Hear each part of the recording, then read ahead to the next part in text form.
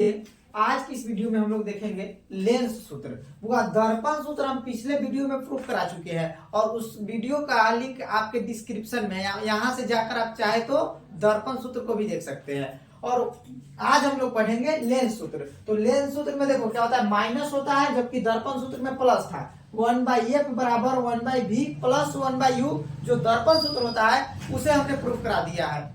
अब आप लोगों को आज लेंस सूत्र बताएंगे, ठीक है। तो लेंस सूत्र जो है बोर्ड एग्जाम में 5 नंबर के पूछे जाते हैं और ये भी क्या है, क्लास 10th वाले के लिए भी जरूरी है और 12th वाले के लिए भी जरूरी है। तो चलिए इसी वीडियो में आज हम लोग क्या करेंगे, इस चीज को सीखेंगे।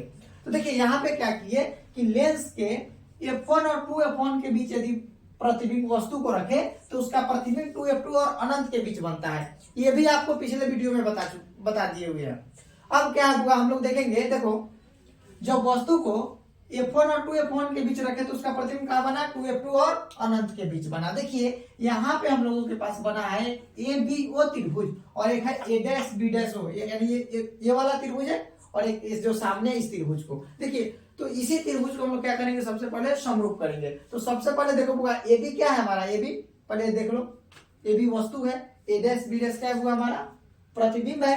वही वस्तु की दूरी यानी O से B तक की दूरी को BO बोलेंगे और वस्तु की दूरी को U से सूचित किया जाता है। याद रखिएगा, वस्तु की दूरी को U से सूचित करते हैं। तो यहाँ पर लिख सकते हैं हम लोग BO। तो BO बराबर क्या हो जाएगा, बोलिए तो BO किसकी दूरी है, वस्तु की दूरी। तो वस्तु की दूरी को हम लोग किसे सूचित करेंगे, U से। और यहाँ पे क्या लग जाएगा, माइनस चिन्ह परिपाटी से आपतित किरण की दिशा में मापी गई दूरी धनात्मक और विपरीत दिशा में मापी गई दूरी ऋणात्मक होती है, इसलिए यहाँ पे क्या लिखे हुए माइनस U लग गया, हो गया। उसके बाद देखिए हमारे पास है OF2, ये हमारा फोकस, और फोकस दूरी क्या है, F होता है। तो अगर आपसे पूछे OF2 का वैल्यू, किसका OF2, तो OF2 बराबर क्या हो जाएगा हमारा, बोलिए तो प्लस का F हो जाएगा। याद रखेंगे प्लस का F होगा। और प्रतिबिंब की दूरी, तो देखिए प्रतिबिंब की दूरी अगर B'O है, यानी O से जो हमारा B' तक का जो डिस्टेंस है वो हमारा क्या है, प्रतिबिंब। यहाँ पे प्रतिबिंब बना और इसी प्रतिबिंब का क्या है डिस्टेंस है, तो इसको हम लोग क्या बोलेंगे, V बोलेंगे। तो यहाँ पे जाएगा हमारा V प्लस में। तो अगर आपसे पूछे B'O का अगर आपसे वैल्यू पूछा जाए तो वह क्या हो जाएगा, प्लस का V, ठीक है। तो यहाँ पे हो गया होगा आपका B'O क्या हो गया, प्रतिबिंब की दूरी, ठीक है। अब देखिए यहाँ पे हम लोग क्या करेंगे, इस फॉर्मूला को प्रूव करने के लिए सबसे पहले हम लोग क्या करेंगे, यहाँ पे त्रिभुज लेंगे ABO और A', और इस त्रिभुज को समरूप करेंगे। याद रखिएगा बुआ, यदि किसी भी त्रिभुज को, मान लो कि हम यहाँ पे एक त्रिभुज बनाते हैं, 2 त्रिभुज, ठीक है। और अगर देखा जाए इस दोनों त्रिभुज को समरूप करना हो तो कब इस त्रिभुज को समरूप करें, मान लीजिए इस त्रिभुज का नाम ABC और इसको मान लेते हैं A', ठीक है। अब यहाँ पे क्या करेंगे, अगर इस दोनों त्रिभुज को हम लोगों को समरूप करना होगा तो देखेंगे बुआ कि इसमें क्या लगभग 2 कोण बराबर होने चाहिए। अगर 2 कोण बराबर होगा तब क्या होगा, त्रिभुज समरूप होगा। 2 कोण बराबर से तीसरा कोण भी क्या हो जाता है, स्वतः बराबर हो जाएगा और त्रिभुज आपका समरूप हो जाएगा। देखिए इसमें अगर ये कोण देखें तो 90 डिग्री का, तो ये वाला कोण कितने डिग्री का होना चाहिए, 90 डिग्री का। और ये जो सामने वाला जो कोण है वो सम्मुख कोण से बराबर होगा। तो इस तरह से जब त्रिभुज समरूप होगा तो उसके भुजा अनुपातिक हो जाते हैं। बोले तो लंब जो है, लंब का बट आप लिख सकते हैं। तो इसका लंब AB है और इसका डैश, इसका है A', B' है लंब, ठीक है। तो इसको लिख सकते हैं AB बटा A', B'। उसी तरह से इसका आधार बोले तो बेस BC हो जाएगा और इसका B'C, तो BC बटा क्या हो जाएगा, B'C। सेम यही चीज यहाँ पे जो हम लोगों का त्रिभुज है ABO और A', B', सेम चीज यहाँ पे करेंगे, ठीक है। चलिए इसको पहले मिटा देते हैं फिर देखते हैं। अब देखिए हम लोग जो त्रिभुज लेंगे यहाँ पे लिखेंगे त्रिभुज ABO एवं त्रिभुज A', B', याद रखिएगा कौन सा त्रिभुज लिए। देखो त्रिभुज में देखो यहां से हुआ जो है, यहां तक जो त्रिभुज बन रहा है ABO और एक त्रिभुज, अगर मान लो बीच का लाइन अगर ना हो, ये लाइन अगर हम मिटा देते हैं तो क्या हो जाएगा, देखो A', B', यानी एक बड़ा वाला त्रिभुज है, लेकिन इसको मिटाना नहीं है, हम आपको समझाने के लिए बताएं, ठीक। तो यहाँ पे क्या हो जाएगा A', B', एक त्रिभुज ले लिए। अब देखिए इस त्रिभुज में देखेंगे बुआ यदि ये कोण अगर आपसे पूछे कि कितने डिग्री का है तो आप क्या बताओगे? देखो लंबवत है 90 डिग्री का है और यहाँ पे एक कोण, यहाँ पे भी ये क्या है 90 डिग्री का है, ठीक है। तो यहाँ पे अगर इस कोण का नाम पूछेंगे, देखिए अब यहाँ पे क्या होगा कि इस कोण का नाम पूछेंगे यदि आपसे तो बोलिएगा ABO। जिस कोण का नाम पूछा जाए वह कोण बीच में लिखते हैं, ठीक है।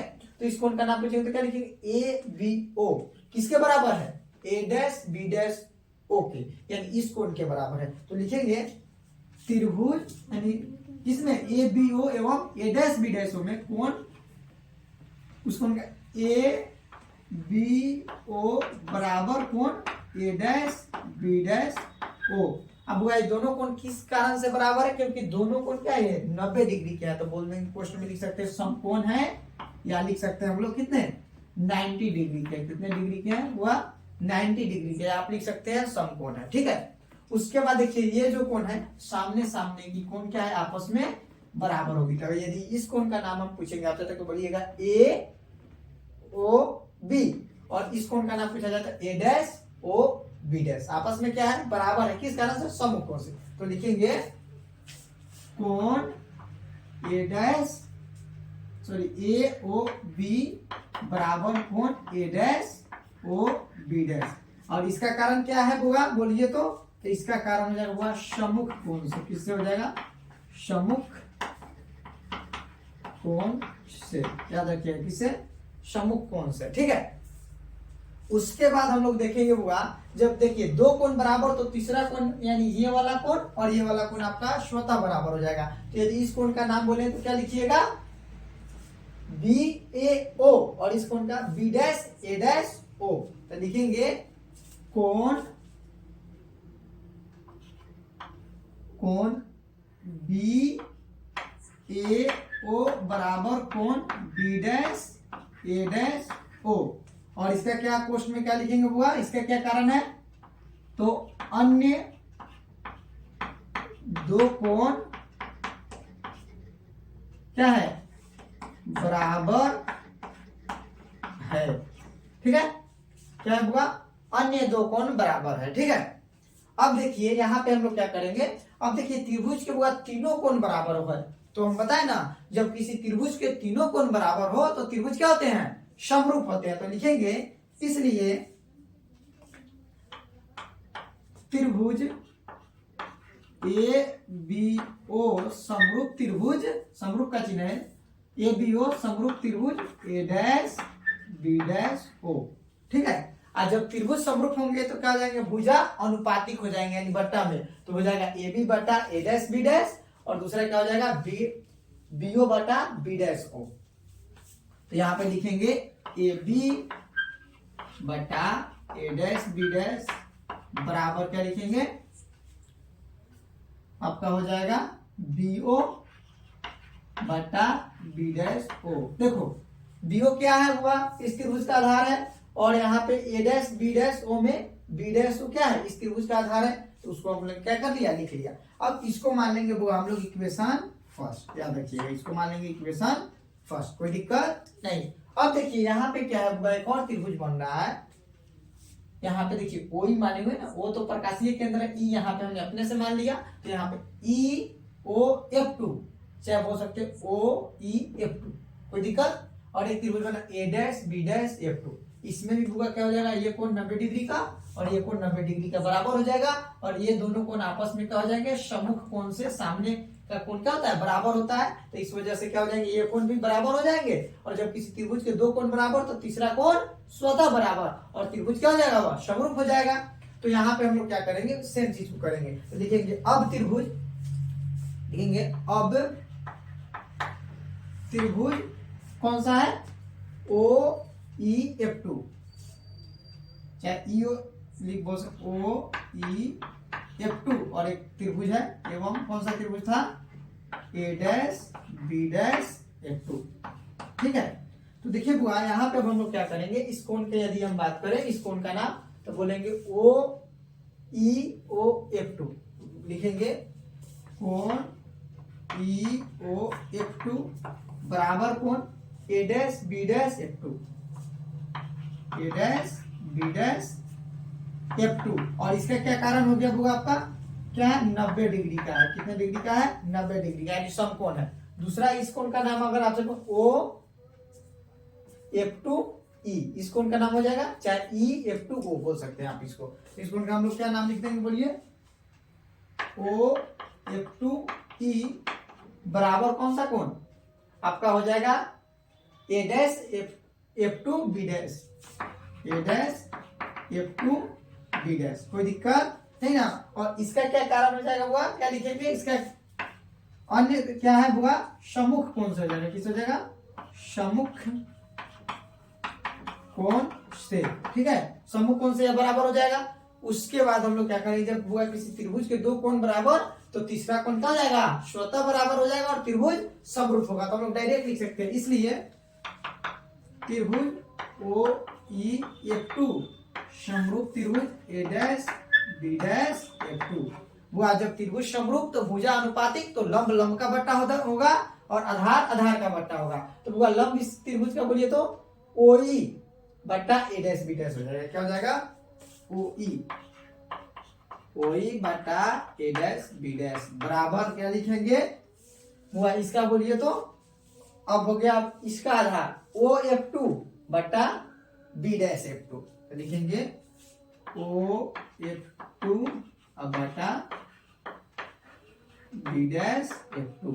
कोई दिक्कत नहीं ना। चलो जब इतना हम लोग लिख लिए, अब क्या करेंगे बुआ, देखिए यहाँ पे जो है OE किसके बराबर है, AB के बराबर है। देखो तो दोनों का ये समांतर लाइन है, तो क्या है पैरेलल है, तो क्या करेंगे OE के जगह पे हम लोग AB इसके बराबर है, तो हम लोग लिख ही सकते हैं ना। तो यहाँ पे हम लोग क्या करेंगे, लिख देंगे, देखिए यहाँ पे अगर लिखना हो तो लिखेंगे बुआ हम लोग, यहाँ पे क्या करेंगे देखो, या अब OE के जगह पे लिख देंगे हम लोग AB अब बटा A डैश B डैश हो जाएगा। अब बराबर क्या हो जाएगा OEF2 अब बटा B डैश F2। अब क्वेश्चन में लिख लेंगे चूंकि OE बराबर AB, ठीक है, और इसको मान लीजिए इक्वेशन सेकेंड। अब देखो बुआ हम लोग जो लिए इक्वेशन फर्स्ट और सेकेंड, तो देखिए इक्वेशन फर्स्ट का LHS और समीकरण सेकेंड का LHS बराबर है, तो RHS हमारा क्या हो जाएगा, आपस में बराबर हो जाएगा। तो हम लोग यहाँ पे लिखेंगे इक्वेशन फर्स्ट एंड सेकेंड से, क्या लिखेंगे बुआ, इक्वेशन फर्स्ट एंड सेकेंड से, यानी समीकरण फर्स्ट और सेकेंड से क्या हो जाएगा, देखिए समीकरण फर्स्ट और सेकंड से LHS बराबर, तो RHS को बराबर लिख सकते हैं। तो देखिए यहाँ पे हम लोग RHS को यदि बराबर लिखे तो कैसे लिखेंगे वो देखिए। तो यहाँ पे आपका हो जाएगा बुआ, देखो क्या लिखेंगे, BO बटा B डैश O, BO बटा B डैश O बराबर, यदि हम देखें तो अब इसका क्या हो गया, ये वाला RHS इसका बराबर लिखेंगे OF2 बटा B डैश F2, OF2 बटा B डैश F2। कोई दिक्कत नहीं ना। अब इसमें क्या करेंगे, इन सब का वैल्यू डालेंगे, ठीक है। देखो BO का मान हम लोगों को क्या है पता है, B डैश O का मान पता है, OF2 का मान पता है, B डैश F2 इसमें नहीं ना है। चलिए B डैश F2 के जगह पे हम लोग क्या लिख सकते हैं वो देखते हैं पहले। B डैश F2 यानी इसका मान चाहिए हमको। तो बुआ एक बात बताओ, अगर B डैश O में से हम लोग OF2 घटा लेंगे तो ये वाला बचेगा कि नहीं, यानी सीधा समझो तो यहाँ पे है O, यहाँ पे है F2 और यहाँ है आपका B डैश O। बुआ हम लोगों को इसका मान पता है और इसका मान नहीं पता है, ठीक है, और पूरे का मान पता है, ठीक है। तो हम लोग क्या करेंगे, इस पूरे के मान में से यदि छोटे वाले मान को घटा लेंगे तो इसका वैल्यू हम लोग को निकल जाएगा ना, यानी B डैश O में से हम लोग OF2 काट के निकालेंगे तो हमारा क्या बचेगा, B डैश F2 बचेगा ना। अब इसी चीज को हम लोग करेंगे, ठीक है। तो यहाँ पे हम लोग क्या करेंगे, देखिए यहाँ पे हम लोग क्या करेंगे कि यहाँ पूरा जो है B डैश O में से हम लोग OF2 निकालेंगे तो हमारा क्या बचेगा, B डैश F2 बच जाएगा। तो यहाँ पे हम लोग बाकी चीज को सेम रहने देते हैं, इसको यदि लिखेंगे BO बटा B डैश O बराबर OF2 बटा, अब B डैश F2 के जगह पे हम लोग क्या लिखेंगे, B डैश O माइनस क्या लिखेंगे OF2। अब बोलिएगा ऐसा क्यों किए हैं, तो वो हम लोग B डैश F2 का हम लोग को वैल्यू पता नहीं है। यदि हम लोग वैसा नहीं करते तो क्या इसका मान हम लोग रख पाते, नहीं ना। तो हमारा सॉल्व भी नहीं होता, इसलिए हमने ये किया। ठीक है, चलिए अब हम लोग क्या करेंगे, यहाँ पे होगा सबका मान रख देंगे। ठीक है, तो यहाँ पे हम लोग क्या करते हैं, चलो बीओ का अगर आपसे मान पूछे, हम आपसे होगा वैल्यू पूछेंगे बीओ, तो बीओ का क्या है हमारा माइनस यू है, अब बट्टा यदि आपसे पूछे बी डैश ओ का तो प्लस भी बराबर ओ एफ टू का क्या है आपका एफ है, अब बट्टा बी डैश ओ, तो बी डैश ओ का मान देखो यहाँ पे बी डैश ओ, इसको क्या बोलते हैं भी, यहाँ पे लिखेंगे भी हमारा प्लस भी है। उसके बाद देखिए माइनस क्या हो जाएगा एफ, कोई दिक्कत नहीं ना। अब क्या करेंगे हम लोग क्रॉस मल्टीप्लाई करेंगे, तो देखिए क्रॉस मल्टीप्लाई यानी तिरछा तिरछी गुना, तो यहाँ पे क्या करेंगे देखो, अगर v में f से करेंगे तो क्या हो जाएगा हमारा v f, कोई दिक्कत नहीं ना। और यहाँ पे जब u से v में करिएगा तो देखो माइनस और प्लस, माइनस और u से v में गुना करेंगे तो u v, और देखो माइनस है और यहाँ पर भी माइनस, तो क्या हो जाएगा प्लस, और u से f में करेंगे तो u f, कोई दिक्कत नहीं ना। अब इसको होगा हम लोग मान लेंगे समीकरण थर्ड, क्या मान लेंगे समीकरण थर्ड, इसमें कोई दिक्कत। और इस समीकरण थर्ड में हम लोग क्या करेंगे यू भी एफ से भाग देंगे, तो समीकरण थर्ड भाग क्या कर देंगे हम लोग यू भी एफ, क्या कर देंगे होगा यू भी एफ से भाग कर देंगे। अब देखिए जब इसमें भाग करेंगे तो क्या होगा, यहाँ पे हम लोग क्या करेंगे, सो देखिए अब यू भी एफ से भाग करेंगे तो हो जाएगा वी एफ बटा यू भी एफ बराबर माइनस यू भी बट्टा क्या हो जाएगा यू भी एफ, यानी टोटल में भाग कर रहे हैं सब में, प्लस यू एफ बटा यू भी एफ, कोई दिक्कत नहीं ना। अब यहाँ पे देखिए होगा हम लोग क्या करेंगे, यहाँ पे वी एफ है ऊपर और नीचे वी एफ कट जाएगा, यू भी से यू भी खत्म, यू एफ से यू एफ खत्म। ठीक है, तो क्या बचेगा आपका, सो देखिए तो यहाँ पे आपका बच जाएगा आपका 1 बटा यू बराबर माइनस 1 बटा एफ प्लस 1 बटा वी, यही बचेगा ना।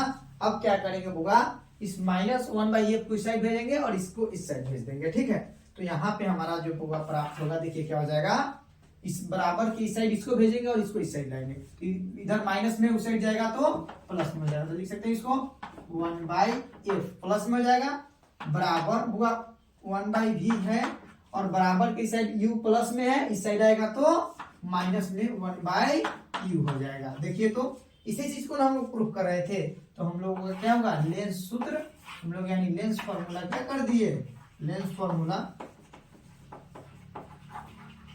क्या हो गया हम लोगों का प्रूफ हो गया। ठीक है, तो इस तरह से क्या होगा, देखिए इतना आसान में अपने क्या किया, लेंस फॉर्मूला को साबित कर लिया। उसी तरह से होगा दर्पण सूत्र जो है आपका पहले ही साबित किया गया है, वीडियो के डिस्क्रिप्शन में क्या है कि उसका लिंक है, वहां से जाकर उसको देख लीजिए। और ये दोनों क्वेश्चन बिहार बोर्ड के क्लास 10 और 12 दोनों के लिए काफी इंपॉर्टेंट है, तो क्या करिए आप इस चीज को अच्छे से पूरे को नोट करिए। अगर एक बार में ना समझ में आए, दूसरी बार क्या करिए वीडियो को पूरा बैक करके फिर से आप लोग क्या करिए इसको देख लीजिए। और क्लास 10 और 12 के बाकी जो भी आपका इंपॉर्टेंट टॉपिक है सबका वीडियो अपलोड है, और कुछ के और भी आपके एग्जाम तक अपलोड हो जाएंगे, उन सारे वीडियो को देख लीजिए, अपने दोस्तों में भी शेयर करिए। तब तक के लिए इतना ही, फिर आपसे मिलते हैं नेक्स्ट वीडियो में। जय हिंद।